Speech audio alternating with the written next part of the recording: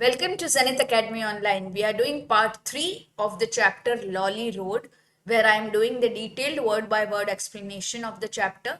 Now, Lolly Road is written by R.K. Narayan for ISC class 11th and 12th from the English textbook, that is Perspectives. So, let's begin. So, I'll keep on reading and explaining the tough words, then we will also do the explanation part and the literary devices. Okay, so let's begin from here. The municipal council passed a resolution thanking me for my services. I wired this news to my paper, tacking onto it a 10-inch story. So now we know what happened in part 1 and 2. So now the narrator is saying the municipal council passed this resolution to thank me for my services. What services? Of taking the statue to his home, okay, and doing all the expenses and taking the statue to his home. So I wired this news to my paper. Wired this news means sent a telegram containing this news. Okay, so sending a telegram was meaning wired this news. So I sent a telegram containing this news to my paper, tacking onto it. Tacking onto it means adding onto it a 10-inch story. 10-inch story means earlier there was newspaper report, okay, in the newspapers, and the report which covered 10-inch space in the newspaper, okay, was called a 10-inch story, okay, about the statue. A week later, so after all this happened, a week later, the chairman came to my house in a state of agitation. Agitation means great anxiety and nervousness. So in this condition, the chairman came to his house. I seated him on the chest of the tyrant. So he made him sit on the chest of that tyrant, of that statue. Tyrant here refers to Sir Frederick Lawley, whom everyone still believed to be a cruel ruler. Okay, so he seated him on the chest of the tyrant. He said, now the chairman is saying, I have bad news for you. I wish you had not sent up that news item about the statue. Now, see this. Now the chairman is saying, I have a bad news and I wish you had not sent that news item to the news about the statue. So see these. He held out a shelf of telegrams. A shelf of telegrams means a bundle of telegrams. They were from every kind of historical society. What are historical society?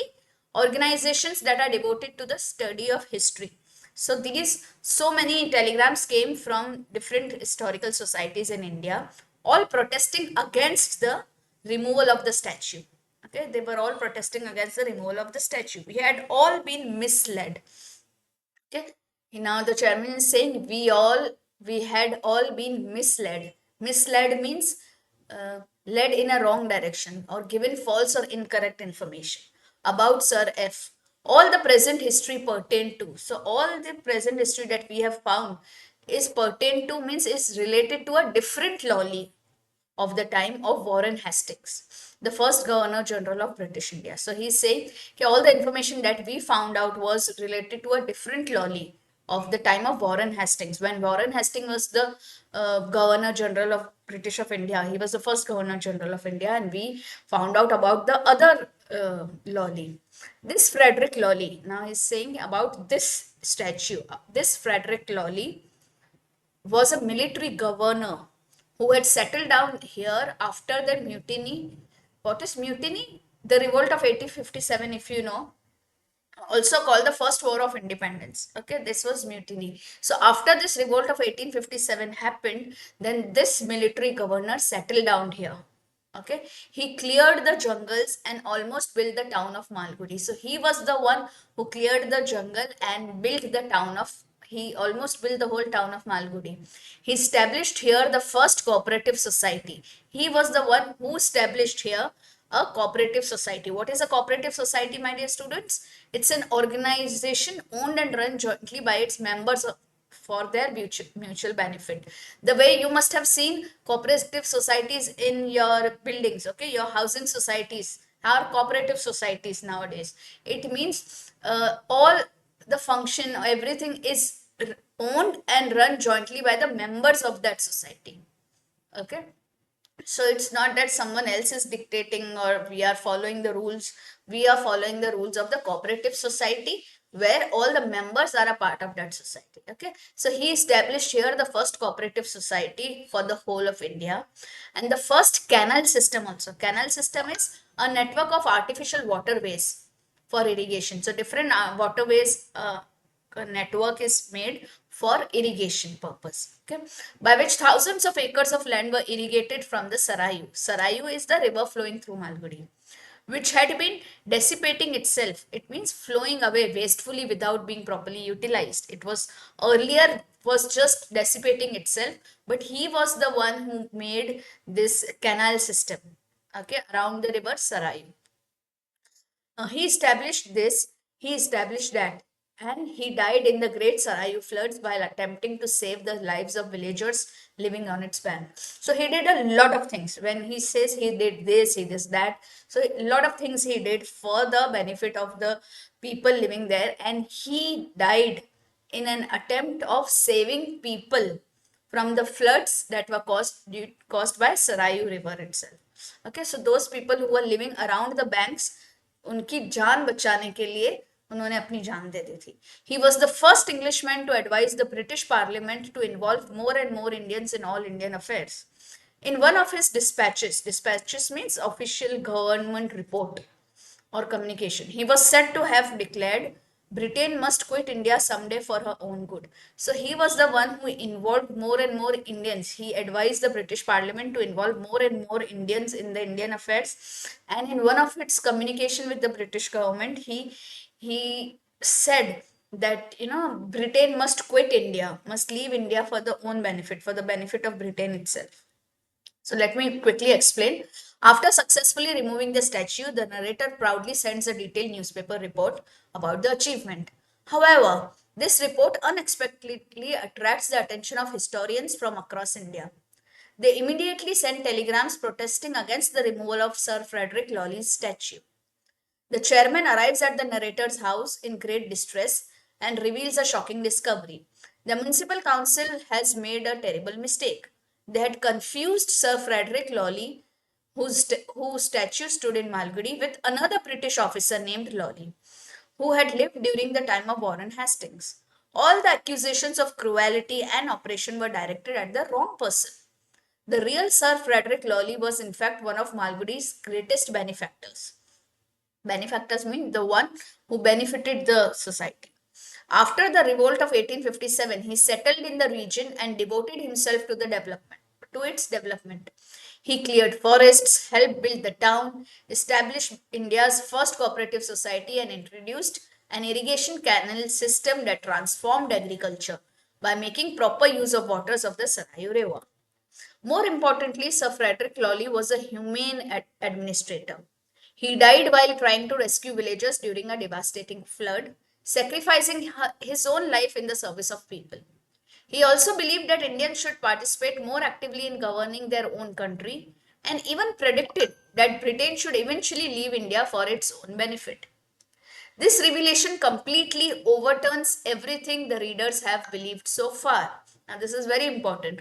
This revelation completely overturns everything the readers have believed so far. The man who had been condemned as as a ruthless imperialist is revealed to have been a visionary administrator and a friend of India. Narayan brilliantly exposes the dangers of making judgment based on incomplete or inaccurate historical information. Now let's see the literary devices used here. Situational irony is here. This is most important. This is the greatest example of situational irony in the story. Everyone expected Sir Frederick Lawley to be exposed as cruel tyrant. Instead, the exact opposite happens. He turns out to be one of Malgudi's greatest benefactors. The reality is completely different from what everyone had believed. Then there is satire. Satire is there in every paragraph. Narayan satirizes the tendency of politicians and society to make emotional decisions without verifying historical facts. The municipal council removed the statue based on rumors and assumptions, only to discover that they had condemned the wrong person. Then there is humor. The narrator unknowingly seats the chairman on the chest of very man who has just been proved innocent. This creates subtle humor because neither the narrator nor the chairman realizes how absurd the situation has become. Then there is also reversal. Students, this is very important. This is also called peripeteia. This paragraph marks a dramatic reversal in the plot. So whenever there is a reversal in the plot, this is a literary device, is reversal. Up to this point, Sir Frederick Lawley has been presented as a villain.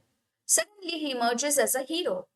This reversal completely changes the direction of the story. Then there is historical allusion. Narayan refers to Warren Hastings, the revolt of 1857, British Parliament, and Sarayu River to give historical authenticity to Sir Frederick Lawley's achievements. So these are the historical references that he has used. Then theme. This passage reinforces one of story's central theme. And what is that? History must be judged through facts, not prejudice or emotions. So students think, how does the revelation about Sir Frederick Lawley completely change the reader's understanding of the story? Why is this considered the climax of the narrative? Also students, I'll be sharing a summary in Hindi as well, because many students have complained that why you are explaining in English. It's already there in English in the textbook. But it's very important for me to explain you in English, because you are supposed to write the answers in English. So word meanings has to be in English. So I'll anyways give summary in Hindi. I give an animated story type summary. So don't forget to watch that. Also, I'll be giving question answers. Now, ISC exam insight for this paragraph is, this is the most important paragraph in the entire story. It contains the climax of the narrative and presents the story's strongest example of situational irony. R.K. Narayan demonstrates that prejudice, nationalism, and popular opinion can distort historical truth.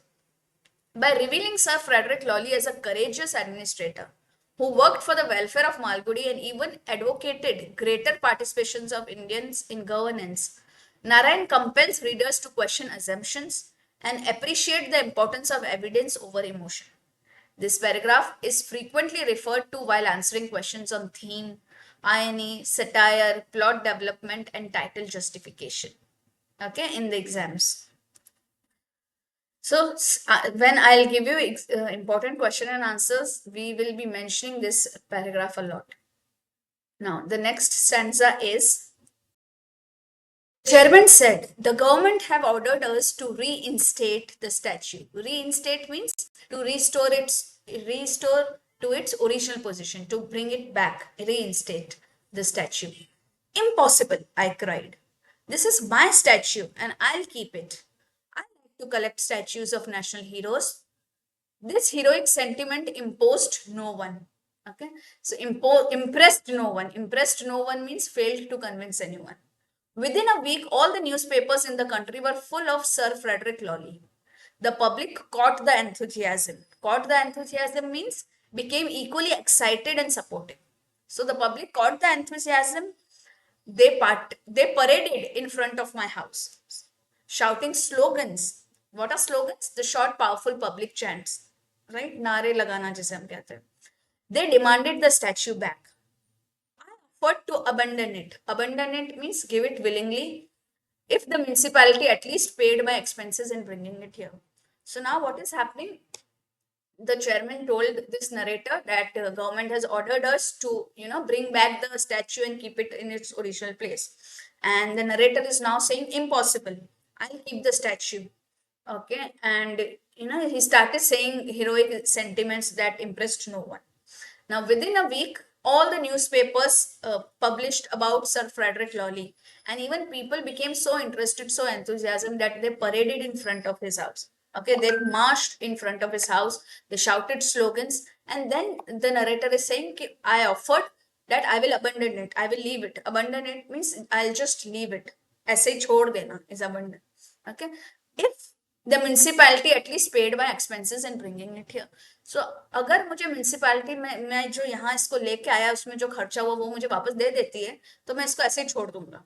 The public viewed me as their enemy. Viewed me मतलब देखा नहीं, considered him as their enemy. This man is trying to black market even a statue, they remarked. So they are saying that this person is trying to black market. Black market means make unfair profits by exploiting a situation.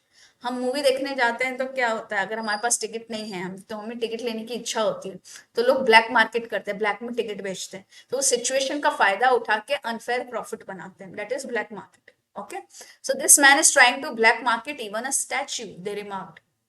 Stung by it, I wrote a placard. Stung by it means when people told me all this, I got stung by it. It means it deeply hurt and offended my accusation. I was deeply hurt and offended by this accusation. इस इल्जाम से मुझे बहुत hurt हुआ, है ना. Stung by it, जैसे हमको मधुमक्खी या कोई कुछ इंसेक्ट काट लेता है तो हमें स्टिंग लगता है ना, तो स्टंग बाय मतलब पेन होता है, हर्ट होता है. तो stung by it is a phrase which means deeply hurt and offended by the accusation. I wrote a placard. Placard पता है ना, जो ऐसा पकड़ के चलते हैं, है ना, जिसपे कुछ नोटिस लिखा होता है, जो हमें कहना होता है वो हम प्लेकार्ड पे लेके चलते हैं. So he wrote a placard, a large notice और sign board, and hung it on my door. Okay, now what was written on that placard? Statue for sale, 2.5 tons of excellent metal, ideal gift for a patriotic friend. Offers above 10,000 will be considered. So this is so funny. He has written all this on his placard, that statue is for sale and it is 2.5 tons of excellent metal, a great gift for a patriotic friend, and offers above 10,000 will be considered. तो जो आप offer अगर दो तो 10,000 से ऊपर ही देना. It infuriated them and made them want to kick me. So it infuriated them, infuriated मतलब बहुत गुस्सा दिला दिया उनको. Them means public. Okay, it infuriated means made extremely angry. So it infuriated them and made them want to kick me, है ना, उसको लात मारने का मन हो रहा था, ऐसा उसने ये बात लिखी थी. But they had been brought up in a tradition of non violence and so they picketed my house. वो उनको लात मारने का मन हो रहा था, इतना गुस्से में थे, लेकिन वो किस ट्रेडिशन में पले बड़े थे, नॉन वायलेंस के ट्रेडिशन में पले बड़े थे. So they picketed my house. Picketed मतलब protested outside by sitting or standing. Okay, so they picketed my house, मतलब उसके घर के आसपास सब खड़े हो गए, बैठ गए, वहां पे ही धरना देने लगे. they lay across my door in relays. relays में रिले रेस देखिए आपने, एक के बाद एक टर्न लेते हैं, राइट, उसमें. so in the same way they lay across his door in relays, मतलब taking turns one after another, holding a flag and shouting slogans. I had sent away my wife and children to the village in order to make room for the statue in my house. And so this picketing did not bother me.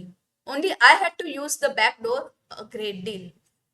So what he's saying, narrator is saying, that even though they were picketing around they were picketing my house. But since when I had brought this big statue, I had sent my wife and kids to in the village, okay, so that there is space in my house and I can keep this statue. So it did. So when they were picketing my house, it did not bother me. The slogans and all did not bother me because I was only alone inside. My wife and kids were not there. I just had to use the back door for coming and going in the house. Okay, and which was not a very big deal. The municipality sent me a notice of prosecution. Okay, municipality sent him a notice of prosecution. What is notice of prosecution? Official legal action. Okay, under the Ancient Monuments Act.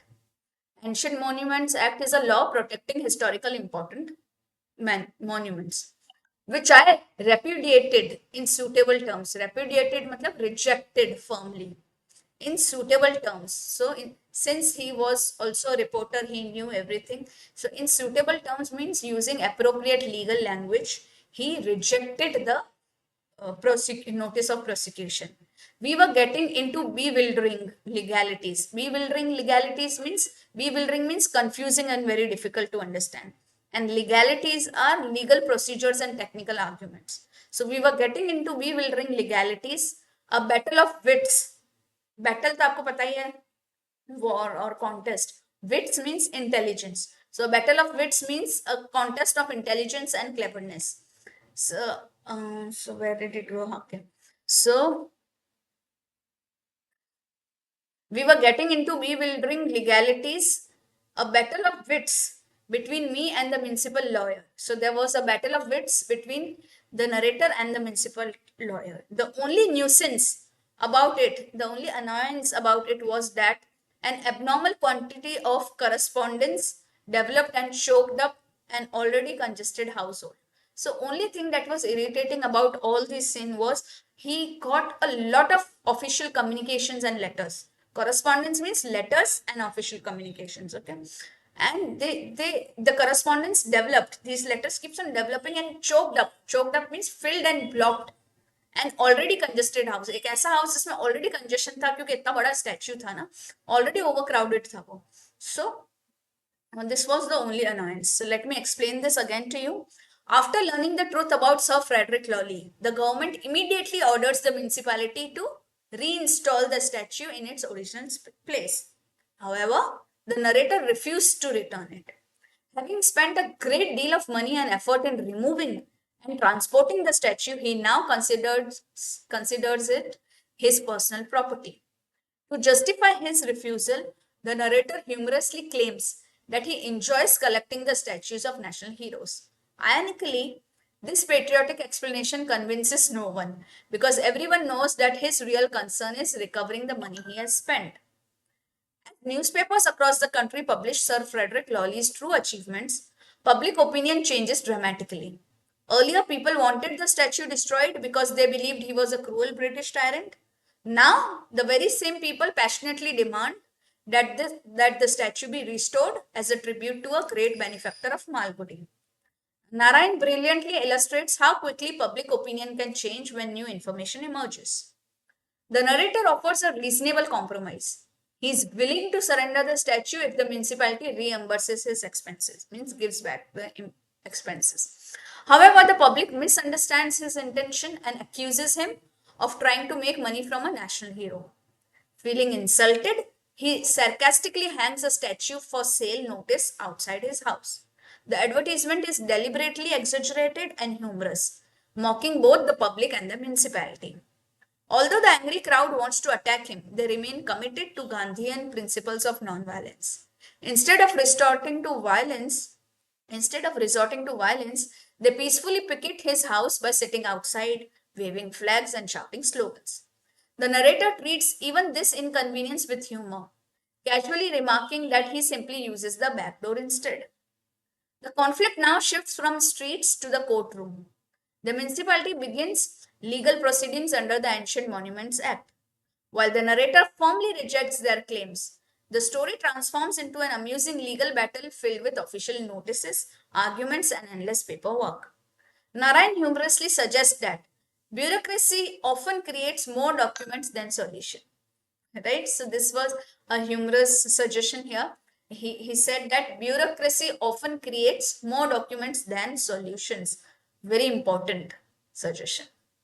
Let's see the literary devices. Again, situational irony is there. The greatest irony in this paragraph is same people who demanded the statue's removal are now demanding its restoration. Okay, so nothing about the statue has changed, only the people's knowledge has changed.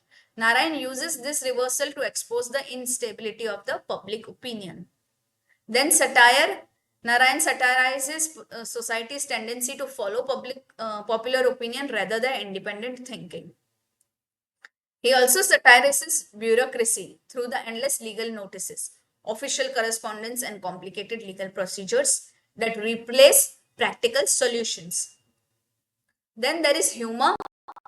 The narrator's advertisement, statue for sale, ideal gift for patriotic friend, is one of the funniest moments in the story. It humorously treats a national monument as though it were an ordinary item for sale, exposing the absurdity of the entire situation. Verbal irony is also there when the narrator says, I like to collect statues of national heroes. So this is verbal irony. When he's saying that, I like to collect the statues of national heroes. He pretends to be motivated by patriotism while readers know that he is actually trying to recover the money he invested. Then there is characterization. The talkative man emerges as witty, resourceful, stubborn, and practical. Unlike the emotional public, he focuses on the financial consequences of the entire episode. Okay, so all this shows his character. So students think that why does the public suddenly turn against the narrator after previously supporting the removal of the statue? What does this reveal about the nature of public opinion? Do keep on writing these answers. Let's keep the discussion on, students. So let me also give you an exam insight here. This is a brilliant example of situational irony and political satire. Here, the author demonstrates how quickly society changes its opinions when presented with new information. The narrator's comic statue for sale advertisement, the peaceful protest outside his house, and the absurd legal battle all highlight the story's central message. Decisions based on emotion, incomplete knowledge, and public pressure often lead to unnecessary conflict and confusion. This paragraph is frequently referred to while discussing the themes of mob mentality, bureaucracy, irony, and humor. Now let's start with the next paragraph. I clung to. Okay, it means I held on firmly or refused to give up. I clung to my statue, secretly despairing. Secretly despairing means losing the hope inwards. So, secretly despairing how the matter was ever going to end. What was the matter? The dispute over the statue. I longed. I longed means I strongly wished for, I strongly wanted to be able to stretch myself fully in my own house. The house was so congested because of the presence of the statue, right? So he wished or he longed to be able to stretch myself fully, means lie down comfortably in his own house. Now, 6 months later, relief came. No, freedom from worry. What was the relief after 6 months? The government demanded a report from the municipality. Demanded means officially asked for a report from municipality on the question of the statue, on the issue of the statue. And this together with, that is along with other lapses. What are the other lapses? Lapses means failures, mistakes, or negligence. So this along with other lapses on the part of municipality made them want to know why the existing council should not be dissolved. So now the government is putting pressure on the municipality. They are saying that they wanted answers on this issue, that what is happening with the statue. Okay, and along with this there were other lapses also, other failures, mistakes, and negligence also on the part of municipality. And now the government wanted to know कि हम क्यों इस अभी जो existing council, अभी जो current council है उसको क्यों हम नहीं हटा दे, क्यों नहीं डिसॉल्व कर दे. ठीक है, डिसॉल्व करना मतलब पानी में घोलना नहीं है, डिसॉल्व करना मतलब ऑफिशियली डिसमिस कर ले. And re elections ordered. Okay, तो बोल रहे हैं कि क्यों हम इसको डिसॉल्व ना करके और री इलेक्शन कर ले, आप हमको रीजंस बताओ. I called on the chairman and said. I called on the chairman means called on मतलब visited. I visited the chairman and said, you will have to do something grand. Grand means something very impressive now. Why not acquire my house as a national trust? So now this narrator is so clever and cunning. Now, since all of this is happening, there is a pressure on municipalities. So this person, this narrator, goes to the chairman and said, you'll have to do something very grand, something very impressive to impress them, so that they don't remove you and they don't do any re-elections. Okay, so he is offering him, why don't you acquire? Acquire means purchase officially my house as a national trust. एक national trust के जैसे मेरे house को ही buy कर लो. National trust is a property preserved because of its historical importance. So now the chairman is saying, why should I? Why should I? He asked. Because I said, Sir F is there. In my house, Sir F is there. Frederick Lawley is there. You will never be able to cart him to his old place. Cart him means transport him. You'll never be able to cart him to his own place, old place. It will be a waste of public money. Public money means taxpayers' money. Why not put him up? Okay, why not put him up means keep him permanently where he is now. तो अभी वो जहाँ है वहीं पे उसको खड़ा क्यों नहीं कर सकते? उसको put him up मतलब you keep him permanently where he is now. He has stayed in other place too long. I am prepared means I am willing to give you my house for a reasonable price. So now he is saying कि अभी ये जहाँ है वहीं पे इसको खड़ा कर दो, क्योंकि अगर तुम पहले वाली जगह पे ले जाओगे तो बहुत पब्लिक का पैसा वेस्ट होगा. ओके, और उस जगह पे वो पहले से बहुत टाइम तक रह चुका है already. So I am willing to give, I am prepared to give you my house for a reasonable price, means a fair and acceptable price. But our funds, don't permit it. Our funds मतलब अभी जो उनके पास पैसा available है। Don't permit it, don't permit it mean do not allow such an expense. He wailed, wailed means cried out in distress. So he wailed कि हमारे पास तो इतना अभी फंड है ही नहीं। So let me explain you this. The narrator stubbornly refuses to part with the statue, but privately he is becoming exhausted by the entire situation. The enormous statue occupies most of his small house, making everyday life very uncomfortable. He cannot even stretch out comfortably in his own home. Although he continues the legal battle, he secretly wonders how this problem will ever be solved. After 6 months, an unexpected opportunity appears. The government becomes dissatisfied with the municipality's handling of the statue controversy and several other administrative failures. As a result, it questions whether the municipal council should continue in office or whether fresh elections should be held. The chairman now finds himself under political pressure. Recognizing the chairman's desperate situation, the narrator cleverly proposes a solution that benefits both of them. Instead of spending a huge amount of money transporting the statue back to its original location, he suggests that municipality simply purchases his house and declare it as a national trust, allowing the statue to remain exactly where it is. So, on the surface, the proposal appears practical and economical. However, readers immediately realize that the narrator also has a personal motive. If the municipality buys his house, he will recover the money he spent on removing the statue and free himself from the burden of keeping it.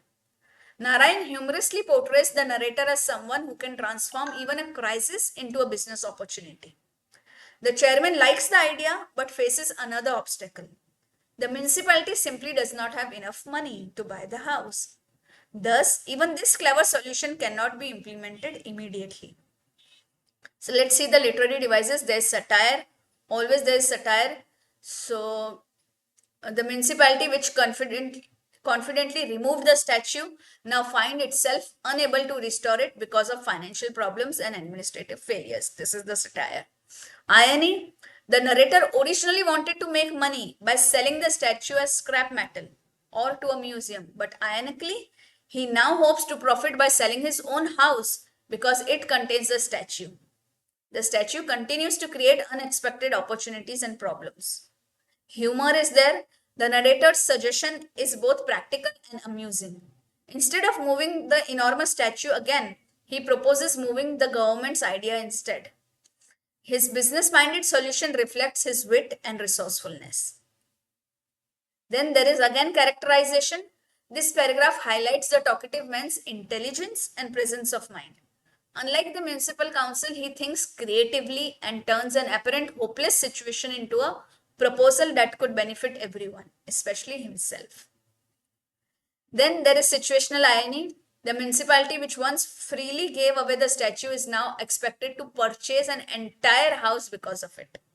The values of the statue has completely changed due to discovery of its historical importance. These are the two situational irony. So students think, was the narrator's proposal to convert his house into national trust an act of patriotism, practicality, or self-interest? Give reasons for your answer. Okay, now this paragraph represents the beginning of the story's resolution. How this matter will resolve, uski beginning bata rakhi hai. Okay, so the narrator emerges as a clever negotiator who understands both politics and human nature.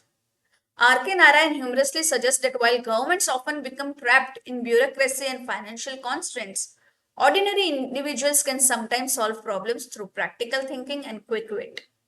The paragraph also reinforces the themes of bureaucratic inefficiency, opportunism, and the unpredictable consequences of human decisions. Let's read the next paragraph. I'm sure you have enough funds. I'm sure you have enough funds, that is money or financial resources of your own. Now he's suggesting to the chairman that I'm sure you have enough funds of your own. Why should you depend on the municipal funds? It will indeed be a grand gesture. Okay, it will be a grand gesture on your part, unique in India. I suggested he ought to relieve himself of some of his old blanket gains. So now he's suggesting, I'm sure you have enough funds of your own. So he's suggesting तुम्हारे खुद के पास भी तो बहुत सारे हैं.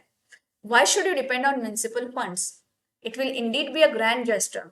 है ना, एक बहुत ही बड़ा नोबल और इम्प्रेसिव एक्ट हो जाएगा तुम्हारे तरफ से. It will indeed be a grand gesture on your part, which will be unique in India. India में ऐसा कभी किसी ने नहीं किया होगा.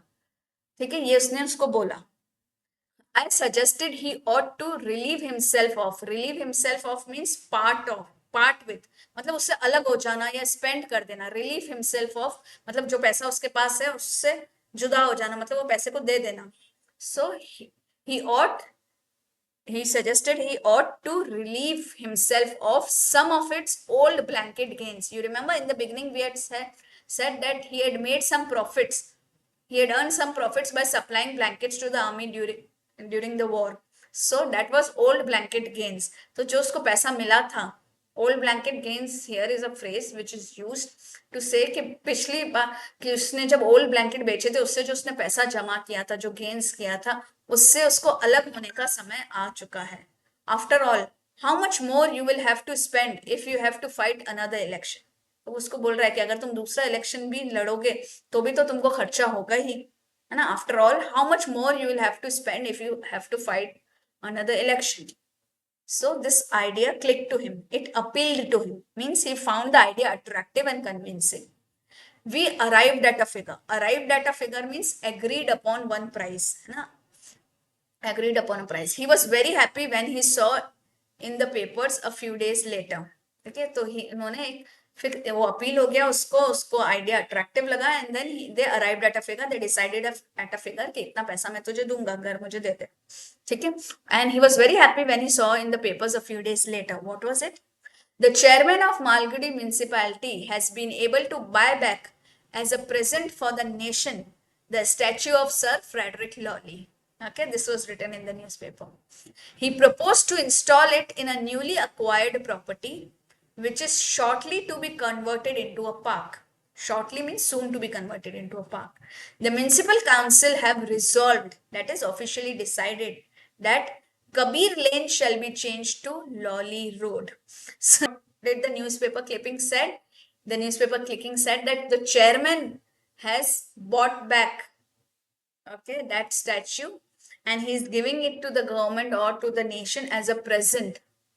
Okay, this statue. And this chairman proposed to install it in a newly acquired place. And this place will shortly be converted into a park. And municipal council also resolved that this Kabir Lane shall be changed to Lawley Road. So let me explain this. The narrator realizes that the chairman is worried about losing his position if fresh municipal elections are held. Taking advantage of the situation, he cleverly persuades the chairman to use his own personal wealth to purchase the narrator's house instead of depending on municipal funds. He reminds the chairman that spending money now will be far cheaper than financing another election campaign. The argument proves successful. The chairman agrees to buy the property and both men reach at an acceptable price. The narrator finally recovers the money he has spent removing the statue and also frees his house from the enormous burden it had become. A few days later, newspaper praised the chairman for his patriotic generosity. He is publicly credited with buying back the statue as a gift to the nation and planning to convert the narrator's former house into a public park. The story ends with one of its greatest ironies. At the beginning of the story, Lawley Extension was renamed Gandhinagar because Sir Frederick Lawley was mistakenly believed to be an enemy of India. Now, after the truth is discovered, Kabir Lane, the very lane where the narrator lived. Now, Kabir Lane is the place where the narrator lived, is renamed Lawley Road in honor of the same man. Okay, in the beginning of the story, the place where this statue was there was known as Lawley Extension. Okay, and then they renamed it Gandhinagar. Okay, that place where the statue was there, it was renamed as Gandhinagar. Okay, because Frederick Lawley was mistakenly believed to be an enemy of India. Now, after the truth is discovered, Kabir Lane, which is Kabir Lane now, where the narrator lived. The Kabir Lane, the very lane where the narrator's house was there, that is renamed Lawley Road in honor of the same man. Thus, the name Lolly, which the municipality has tried so hard to erase, returns even more prominently than before. The story comes full circle, exposing the absurdity of decisions based on ignorance rather than historical truth. Let's see the literary devices. Situational irony. Okay, this is most important here. The ending is built entirely on situational irony. At first, Lolly extension is renamed because Sir Frederick Lolly is believed to be a cruel imperialist. At the end, Kabir Lane, where the house of narrator was there, is renamed Lolly Road to honor the very same person. The attempt to erase his memory ultimately results in his name becoming even more celebrated. What is the satire here? Narayan gently mocks politicians who care more about public image than genuine public service. The chairman is persuaded not by patriotism, but by the fear of losing the next election. Even his generous act is motivated by political survival. Then there is humor. The narrator cleverly manipulates the chairman by reminding him of the cost of another election. Instead of arguing about history or patriotism, he appeals to the chairman's financial interest. This practical and witty negotiation adds gentle humor to the ending. Then there is verbal irony. The newspapers praise the chairman as though he has performed an extraordinary patriotic service. Readers know the complete truth. The chairman himself has curated the entire problem, the narrator solved it, and the chairman merely paid to escape political embarrassment. The newspaper report therefore becomes quietly ionic. Then there is circular plot structure. What is circular plot structure? The story ends exactly where it began, with Lolly's name attached to a road. This circular ending gives the story a satisfying sense of completeness while reinforcing Narayan's central message that history eventually corrects false judgments. Okay? History eventually corrects false judgments. This is very important line, students. Then there is characterization again. The talkative man emerges as a true winner. Throughout the story, he is intelligent, humorous, practical, quick-witted, and an excellent negotiator. Unlike the municipal council, he learns to adapt to changing circumstances and finally turns a disastrous investment into a profitable one. We all know कि municipal council को तो शुरू से कुछ जो भी change हो रहा था वो उसको अडाप्ट कर ही नहीं पा रही थी, उसके हिसाब से अपने आप को चेंज नहीं कर पा रही थी.